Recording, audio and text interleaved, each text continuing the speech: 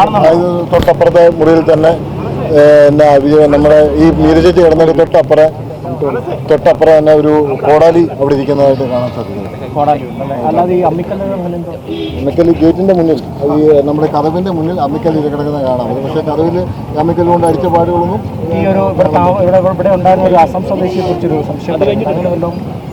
അത് ഈ വിജയകുമാർ സാറിൻ്റെ സിസ്റ്റേഴ്സ് ഒക്കെ വന്നിട്ടുണ്ട്. അപ്പം അവരുമായിട്ട് സംസാരിച്ചപ്പോൾ മനസ്സിലാക്കാൻ സാധിച്ചത് ഒരു 6 മാസം മുന്നേ തന്നെ അവിടെ ഇങ്ങനൊരു അസംഭവമായിട്ട് വരികയും അവിടുത്തെ അവർ അദ്ദേഹത്തിൻ്റെ സ്വഭാവദൂഷ്യം കൊണ്ട് ഇവിടുന്ന് പറഞ്ഞു വിടുകയും പോകുന്ന പോക്കിൽ ഇവിടുന്ന് ഒരു ഐഫോൺ അങ്ങോട്ട് മോഷ്ടിച്ചുകൊണ്ട് പോവുകയും അത് പോലീസ് പിടിക്കുകയും പോലീസ് കസ്റ്റഡിയിൽ അദ്ദേഹം കുറേ നാൾ കിടന്നായി അറിയാം.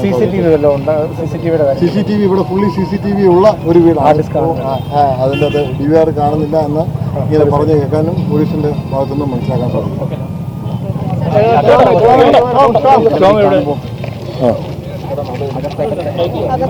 വളരെ ദാരുണമാണ്. ഒരിക്കലും പ്രതീക്ഷിക്കാതെ അല്ല. നമ്മൾ 8:45 ഞാനിവിടെ വരുമ്പോൾ ഇവിടെ നാട്ടുകാർ പറഞ്ഞതിൻ്റെ അടിസ്ഥാനത്തിലാണ് ഓടി വരുന്നത്. അപ്പോൾ ഇവിടെ ഈ പുറത്ത് ഇവിടെ ജോലി ചെയ്യുന്ന സ്ത്രീയും അതുപോലെ തന്നെ ഇവിടുത്തെ കെയർടേക്കറും നിൽക്കുന്ന കണ്ടു. അവരോട് ചോദിച്ച് അകത്തോട്ട് കയറി നോക്കിയപ്പോൾ വളരെ ദാരുണമായ രീതിയിലാണ് കണ്ടപ്പോൾ ആ അകത്ത് വിജയകുമാർ സാർ അവിടെ കിടക്കുന്നതാണ് ഞാൻ കാണാൻ സാധിച്ചത്. അപ്പം മുഖത്ത് വ്യക്തമായും ചെറുതായിട്ട് കാണാൻ സാധിച്ചു. അകത്തോട്ട് കയറിയില്ല, ഞാൻ സൈഡിൽ നിന്നാണ് നോക്കിയത്. കാരണം പോലീസിൻ്റെ അന്വേഷണത്തിൻ്റെ ഭാഗമായി നമ്മളതിൻ്റെ അകത്ത് കയറി കൂടുതൽ കാര്യങ്ങൾ നോക്കാതിരിക്കാൻ വേണ്ടി തന്നെയാണ് സൈഡിൽ നോക്കിയപ്പോൾ തന്നെ വല്ലാത്ത രീതിയിൽ കിടക്കുന്നതാണ് കാണാൻ സാധിച്ചത്. ആയുധങ്ങൾ വിജയകുമാർ സാറിൻ്റെ അല്ല, അപ്പുറത്തെ വൈഫ് വേറെ മുറിയിലാണ് കിടന്നത്, മീരച്ചേച്ചി. അവിടെ ഒരു കോടാലി അവിടെ ഉണ്ടായിരുന്നു.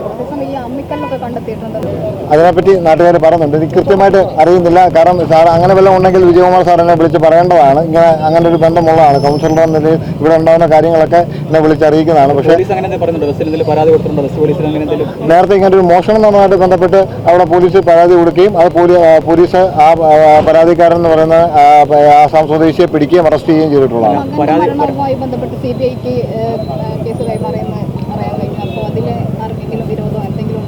എൻ്റെ കൃത്യമായി ഒന്നും തന്നെ അറിയത്തില്ല.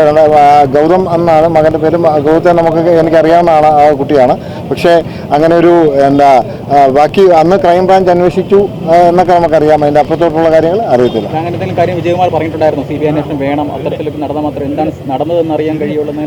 അല്ല, അന്ന് ഈ മരണം നടന്ന സമയത്ത് ഞാൻ MLA മായിട്ടും അന്നത്തെ പ്രതിപക്ഷ വരുന്ന ശ്രീ രമേശ് ചെന്നിത്തലയായിട്ടൊക്കെ ഞാനന്ന് ഈ വീട്ടിൽ വരികയും ചെയ്തിട്ടുള്ളതാണ്. അന്ന് അവരെല്ലാം തന്നെ ഈ വീട്ടിൽ വന്ന് സംസാരിച്ചിട്ടുള്ളതാണ്. എന്നാൽ അദ്ദേഹത്തിൻ്റെ ആശങ്കകൾ ഉണ്ടായിരുന്നു. അങ്ങനെയാണ് അധികം എനിക്ക് തോന്നുന്നു ക്രൈംബ്രാഞ്ച് അന്വേഷിച്ച കേസാണത്. അവിടം വരെയൊക്കെ എനിക്കറിയാമായിരുന്നു. അന്ന് അതിനെപ്പറ്റി അദ്ദേഹം സംസാരിക്കാൻ ഭയങ്കര വിഷമങ്ങളുണ്ടായിരുന്നു. മകൻ മരിച്ചതായിട്ട് ബന്ധപ്പെട്ട സ്വാഭാവികം. CC ക്യാമറ വളരെയധികം ഉള്ളൊരു വീടാണിത്. നമുക്കിവിടെ നോക്കിയാൽ അറിയാം. ഇത് നമുക്ക് ഗേറ്റ് തന്നെ ഓട്ടോമാറ്റിക് ഗേറ്റാണുള്ളത്. വളരെ ആർക്കും അങ്ങനെ സാധാരണ ഒരാൾക്കും വീട്ടിൽ കയറാൻ പറ്റാത്ത ഒരു സാഹചര്യമുള്ളൊരു വീടാണ്. പിന്നെ ഇതെങ്ങനെ കയറിയെന്ന് അറിയത്തില്ല.